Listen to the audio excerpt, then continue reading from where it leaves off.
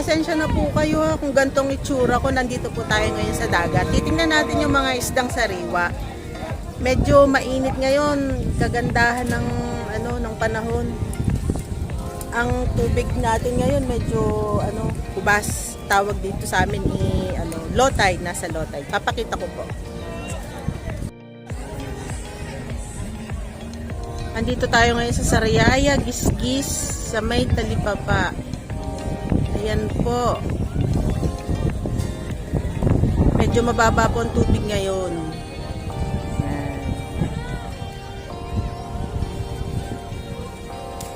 Tapos, nandun yung malalaking bangka.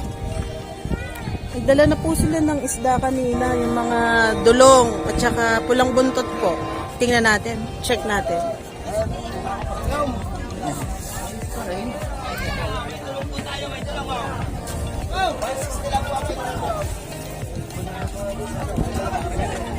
Yun, nakabili si Kabaging Bimbo ng dulong.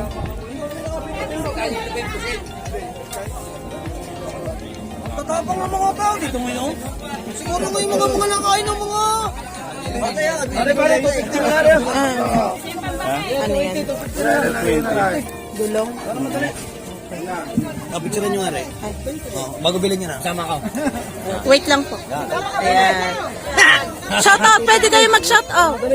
Pa-shout out sa mga lahat ng mga nanonood. Dito po, magtitinda ng isda. Nakalive po kami, nakalive. Hindi, sa ano? YouTube. YouTube. Shout. Ang channel mo, de? Ellis Kabaging po. Ellis Kabaging. Elis Kabaging mo. Tsaka sa X-Rider PH. X-Rider PH. X-Rider PH. Buksan ko mamaya.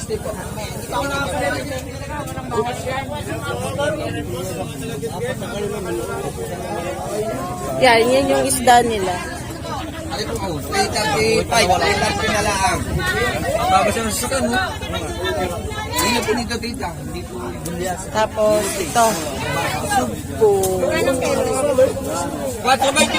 Sugpo. 850 ang kilo. Tanige. Punta po kayo dito. Hanapin nyo lang po. Ha?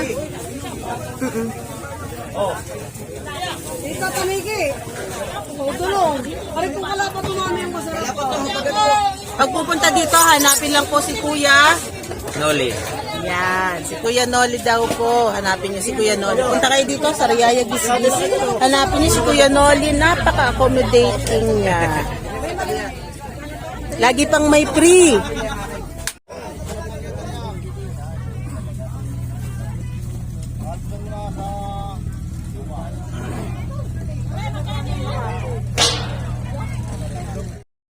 Maaga tayong gumising mga kabaging at talaga naman hindi naman tayo makakapamili ng maramit, nakamotor lang tayo, nagbayad lang tayong utang. Baka kasi tayo singilin. Hindi kasi yung kinuha nating tuna, halos kalahati lang yung nabayaran natin. Ang init pero ang sarap.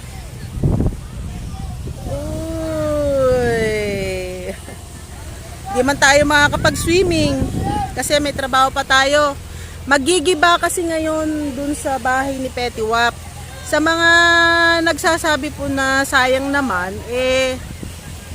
pag hindi po kasi natitirhan na yung isang bahay, kusa na siyang nasisira, sayang din. Kaya ang gagawin po nila, kaysa sa masira at kainin na lang din ng ani at wala nang mag-aasikaso, iano na lang po nila. Yung makukuhang mga materyales, idadagdag na lang po dun sa bahay. Yun din naman talaga po kasi ang plano. Mag-aano sila sa bahay. Yung bahay na yun ay ibababa din. Kaya inumpisahan lang po namin. Balik ulit tayo dun sa bilihan ng isda.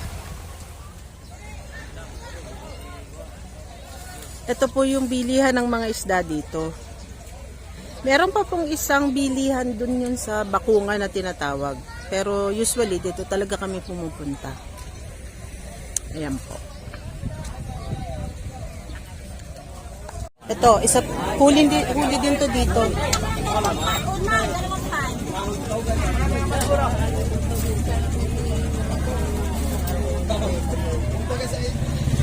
Dito kami nakain. Nakakautang din dito pag pupunta kayo. Ang mga tinda ni Kuya ay habhab. Yan. Yan. Habhab. Ito po yung habhab. Lumpia. Sagimis at banana cue kamote. Tapos halos lahat dito nagkakape.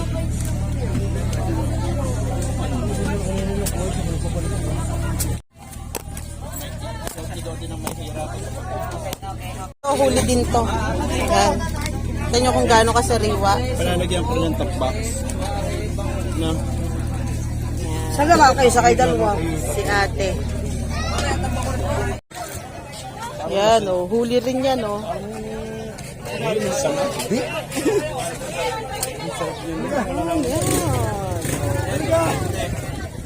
So, paano? Uuwi na muna tayo. Medyo tanghali na. Kailangan pa natin. May trabaho pa tayo. Pupunta pa tayo sa bahay ni Petiwap. Dala pa natin yung ulam. Sigurado, nagagawa na rin sila doon. Tsaka, tapos na rin naman. Hanggang, ang oras lang naman dito hanggang 8 to 9 ang babaan ng ng isda. Tapos wala na, bukas na uli. Siya, sige po, uwi na tayo. Bahay ni Petiwap naman. Ayan, nandito na uli tayo. Galing tayo ng dagat. Tapos nagdala tayo ng dulong kasi nakakita tayo ng siriwa doon. Uulamin natin ngayon. Sabi nila is gagataan with kulis na gulay. Yung dahon, ipapais muna bago gagataan. Ako, madami na naman ang kain natin. Kasama ko nga pala dito anak ni Petiwap, si Ramram. Hello Ramram. Ayan. O ano. Ay, nandito na rin si Idol Chris. Yun. Wow, bago motor. Iba talaga. Ayan.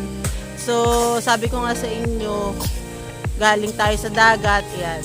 Kita nyo naman, hagard na hagard tayo sa dagat kanina. Tapos ngayon, oh, fresh na! Kaya abangan na lang natin yung paggagawa ng bahay. Titingnan natin kung anong mga update na. Sige.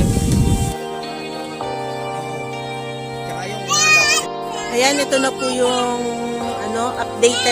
update natin sa bahay ni Petiwap.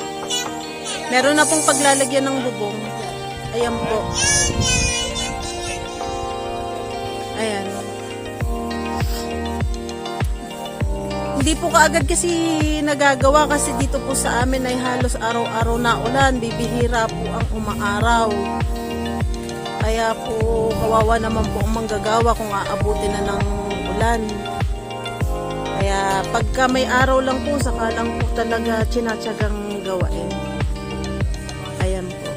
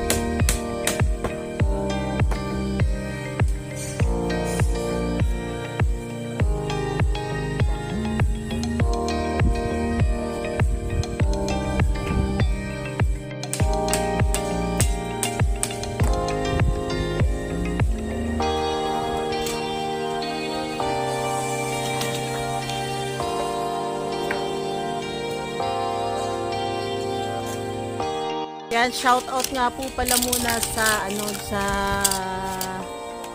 kay Joaquin Marco. Hello Joaquin, happy viewing. Taga Santa Monica po siya. Nakita po namin yung tatay niya dun sa kainan sa may San Nicolas. Hello po, happy viewing. At saka kay Jessril Cabello ng Liliw Laguna. Banahaw Adventure, hello, happy watching.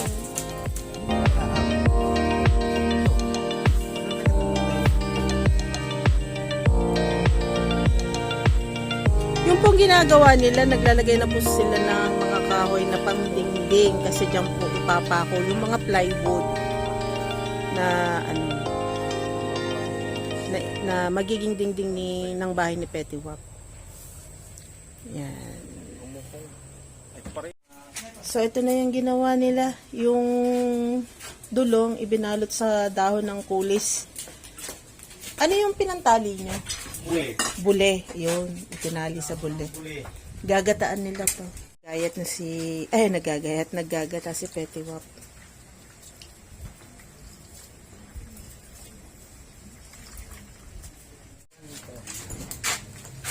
Ayan, dito natin lulutuin. Ito na po, ito na ang kinalabasan.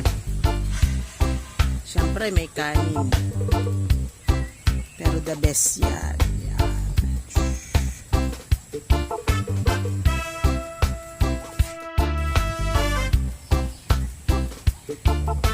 Kain muna. Subukan natin tong niluto ni Romel. Kung maalat. Pag maalat, ipapaltok natin sa kanya.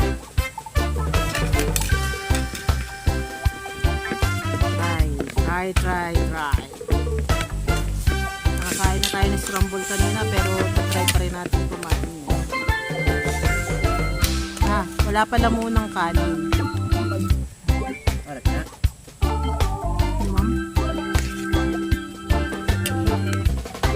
Pwede na mag-asawa. Ulit?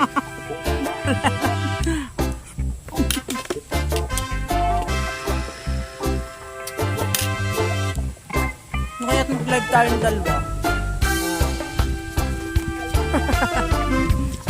Nakain po kami. Time check 1:30.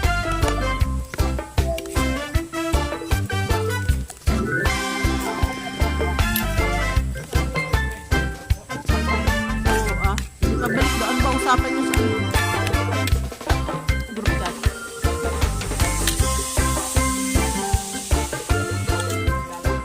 Kala ko yun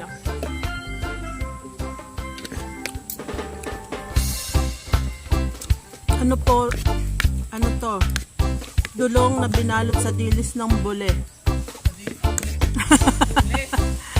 Sa kulis.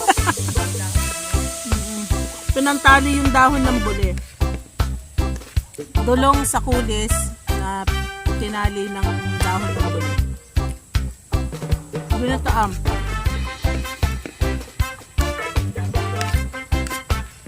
Masarap din ito sa gabi.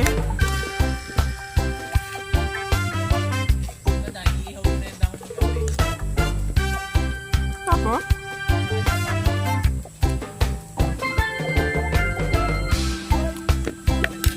Inugasan niyo yung isda.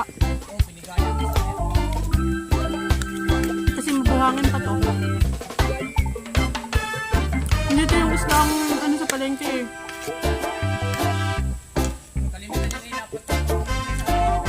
Buhangin.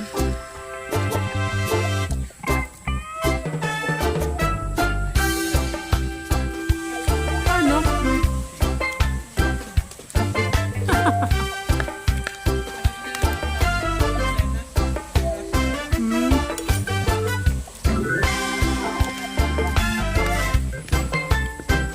Panahigan?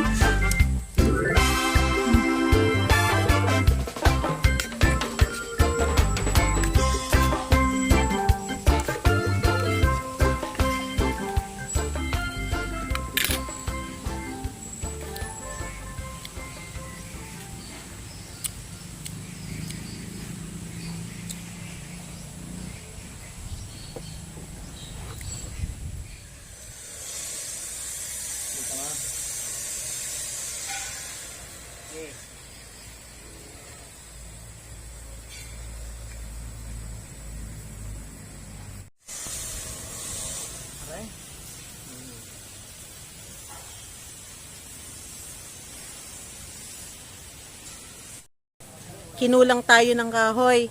Titingnan muna natin yung kahoy na pwede pang putulin kung kakasya dun sa sa binigay na sukat ni Foreman Engineer.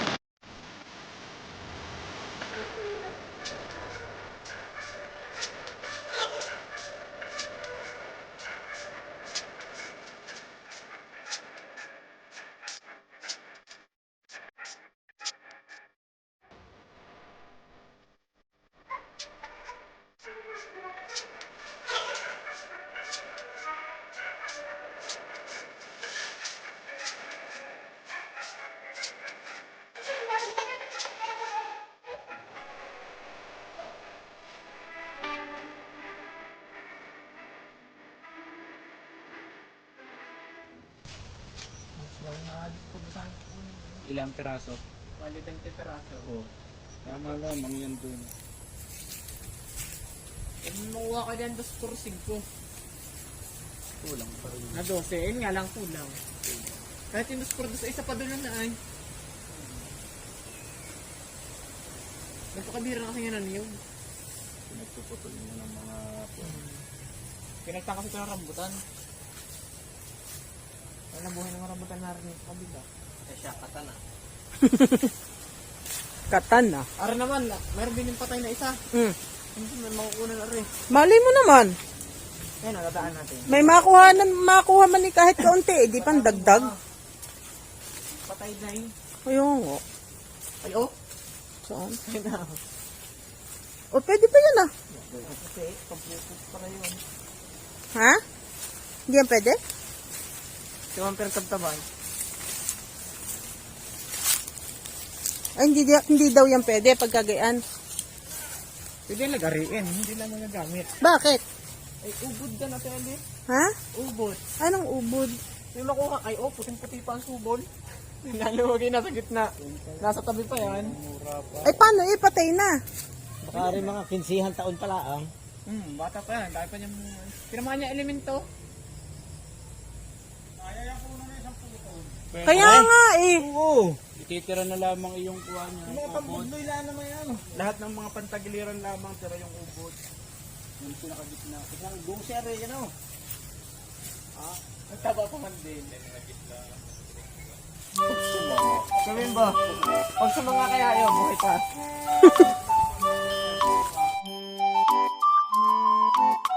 Yan, busy muna. Busy muna sila sa ganyan. Yan. Eh, kumusta ang buhay? Hala, patay ka! Ambush interview! Patay. Ito yung pagbalik ko na. Ako lang ate may lakad. Mabalik naman ako. Hinihintay ako sa talyer. Mamaya na at para ako'y makapaghanda. Ako yung